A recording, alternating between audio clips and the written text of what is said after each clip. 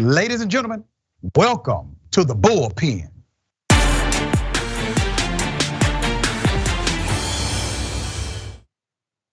There's a story we covered earlier last week where a black woman who was driving for Uber was allegedly assaulted by a white male passenger. She attempted to explain to the police what happened. It seemed as if they did not want to do their jobs. We got involved, we reported on it. Some things seem to be moving in the right direction while other things are not. Let me remind you of the incident. Here it is. Why are you punching me? Because he just she's trying to get out of the car. She's trying to get out of the car. Dude, I don't know what the wrong with you. I just want to go.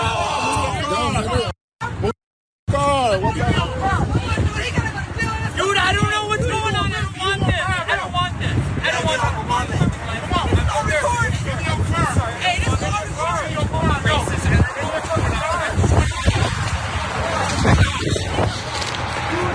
Oh my goodness.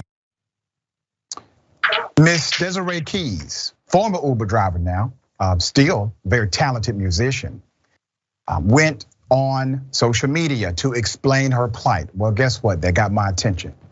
My team started to look into this, started to ask questions with the police department and send emails to inquire as to the investigation. After we got involved, roughly 24 hours later, the police all of a sudden opened up an investigation. We have Miss Keys with us today on the Bullpen. Good day, welcome. Hello, how you doing, Mr. Richey? I'm doing well, thank you for being on the show. Sorry, it is under these circumstances. What I would like you to do, Desiree, is give us in your words what happened that night. Okay. Do you want when it happened on the bridge, or do you want when I first pick up this passenger? I want to know what happened inside of the vehicle that led to you saying you have to get out of my car now. Okay. So it was around 2:51 when I got his call, Nico, the Uber passenger. It never said it was a guest rider, so it never said I was picking up someone different. It said I was actually picking up Nico. Okay. So it said I was only gonna take about 9 to 10 minutes to get to him. I pulled up to the address and he was standing outside with a few other men in a van in front of the address where I was supposed to pick him up at. And he gave, light hugs or whatever. And he came to the car with Tim Hortons cup. And I thought, okay, maybe these guys working on something. Who knows? And he had an Ohio license plates in Highland Park.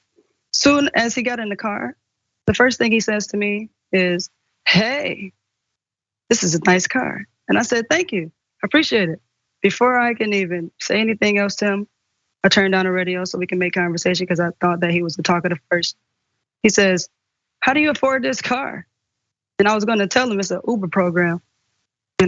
That's what they do to give you Teslas to drive for people to have comfort. He says, "Because I know you can't afford this from anything else. You got drugs? Do you have drugs on you?" I said, "Drugs? Why would I have drugs on me and I'm driving you?" He says, "Cause, if you were black, you'll have drugs on you, and that's the only way you can afford this car." So I'm like, wow. So I stopped the vehicle. I was only 2 blocks away from where I picked him up. And I turned on the dome lights in the Tesla. I took down my mask and I turned all the way around. And I said, I was about to say, "Would you say that to anybody else?" But he stopped me from saying anything. And he says, "Wow, you are black." And he had a smirk on his face. And I said, "Yeah, I am black." I said, "Would have said that to any other race?" He said, "Yeah, duh." And I said, "Wow." I said, "Listen," I unlocked the doors. I said, "You can get out right here, Mr. Nico, because I don't condone the disrespect or racial profiling me. You called me a man and I just told you I was a woman too many times. I can't really go in detail of, conversations, but it was very light, but it was 2 times where I had to correct him because I had my beanie on. I have my beanie on. This is the jacket that I always wear. Mm-hmm. So I said, "You can get out here and call for another Uber." And he said, "I'm recording you. I'm recording you." I said, "Well, you're gonna need it, Mr. Nico." I said, "My name is Desiré Keys." I said, go ahead, keep it. I said, because I don't condone and disrespect. So you can get out right here. He was like, okay. He put his phone down like this. He looked out the window and he says, I apologize for disrespecting you. I said, okay. So I guess we can continue with the ride, huh? He didn't say anything. So I locked the doors, turned the radio up a little bit, and I proceeded to drive. Soon as I got on the highway, I-75, we was going southbound, going towards downtown. And I heard him talking, but I thought he was on the phone. And I passed Hallbrook and Kniff, it's an exit. And as soon as we were about to pass it, he started shaking my vehicle.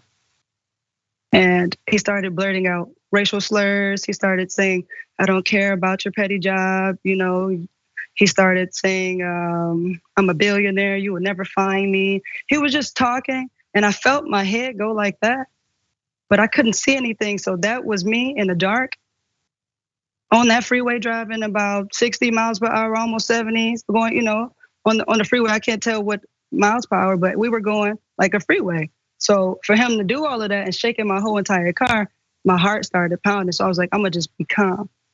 I said, hey man, you ain't gotta be like that. You ain't gotta be like that. He was like, pull over right now before I kill you. So I said, okay, I got you, brother.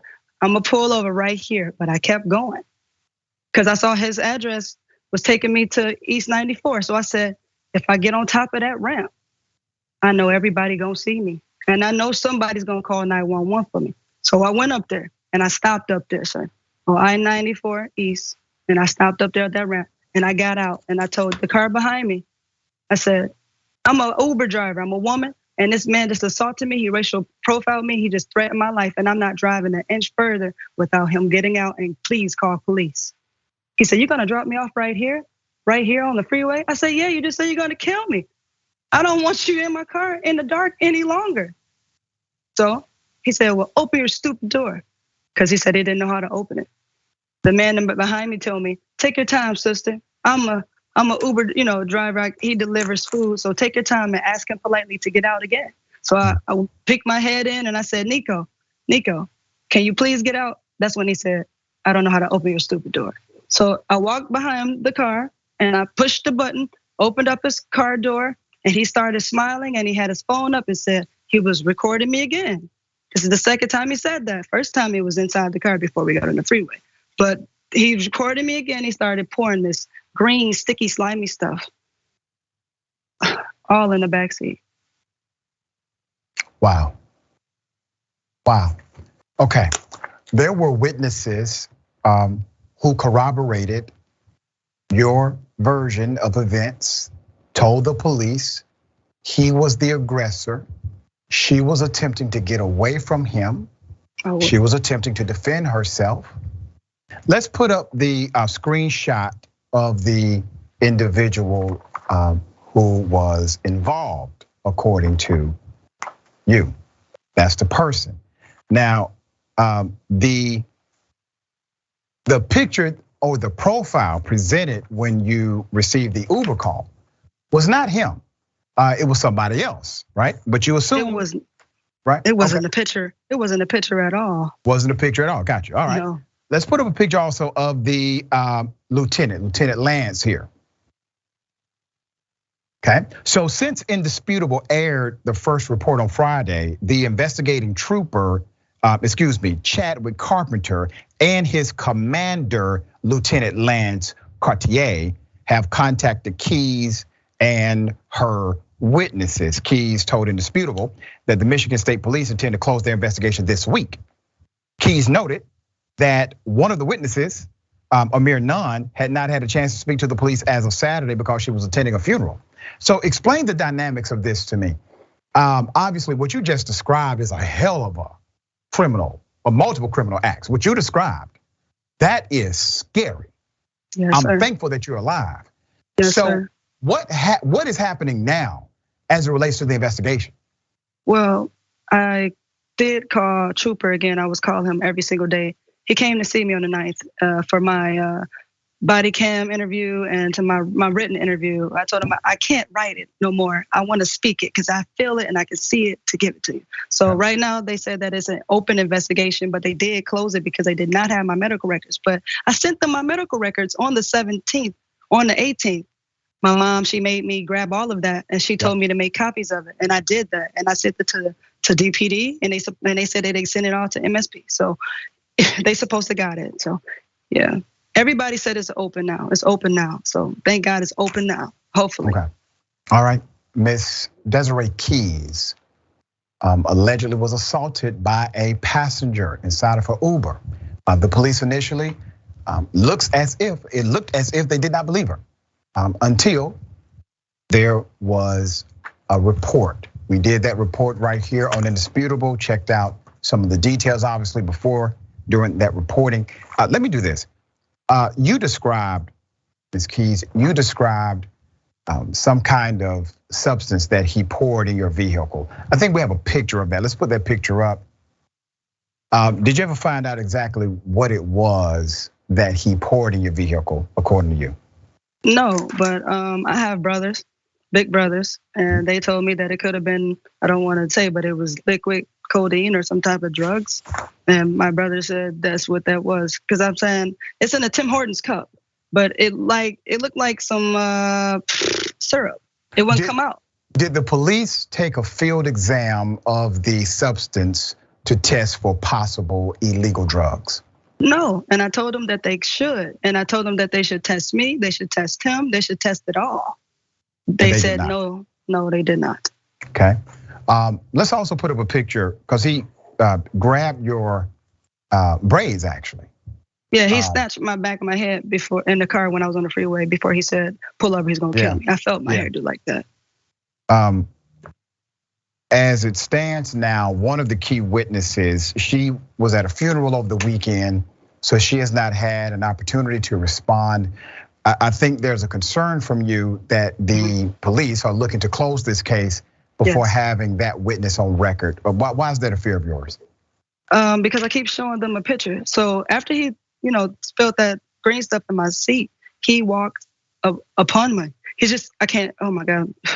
Every time I think about it. So he walked up to me and he kept saying, come here, come here. He kept doing that and I was walking back. I looked back and said, y'all not gonna help me? Like that's what I was screaming. I was saying that and he stepped on my foot and reached for my face and I just started wailing. No more being nice. I already begged it for my life. I kept saying it. And the other man out of his Ram truck came and strangled me. He choked me and I put my hands up just like this. And he kept strangling. He said, shut up. But he said, shut the F up. So I just started praying. Sister, this is just such a horrific. And I got brothers, I'm tough, but this shouldn't happen to nobody, y'all. At all, it doesn't matter you have brothers. This should not go down the way it did and then police respond. All of that evidence, they got evidence in the back seat that he may have been on something, that's a possibility, you gotta investigate that. Guarantee it. If it was you, the other way around, they would have investigated you. Yes, they would have. Promise you that. It would have been probably worse. We're gonna stay on top of this, okay? As it stands, you do not have representation. No, I do not. All right, I just wanted to make sure that was noted because attorneys do watch the program, a lot of them. You are a talented musician. Tell us about your musical career. I'm a songwriter, I'm a ghostwriter, and I'm a singer. I play piano. But I wrote a lot of music and I'm just a floating butterfly in the industry. Not signed to anybody. I do my own research and I have my own label and I just been trying to partner with a label and haven't had that opportunity just yet. But I'm known by a lot of people that's cool. I'm so humble for them. I want to say this to you, sister. You are a beautiful soul. Thank you. This world is full of ugly ones. The reason why he did not like you is because you are a beautiful soul and you remind him of how ugly his soul is. And it bothered him. I want you to continue to shine your light, continue to encourage, inspire everyone you meet. Don't let one bad incident or many transform who you are. All right? I would never. I would never. Thank you for your strength, sister, okay? Oh yeah. I'm here for y'all. I'm here for God. I'm here for my mother. All right. God bless you. All right. Until next time, we're going to stay on top of it and we will bring updates as they come.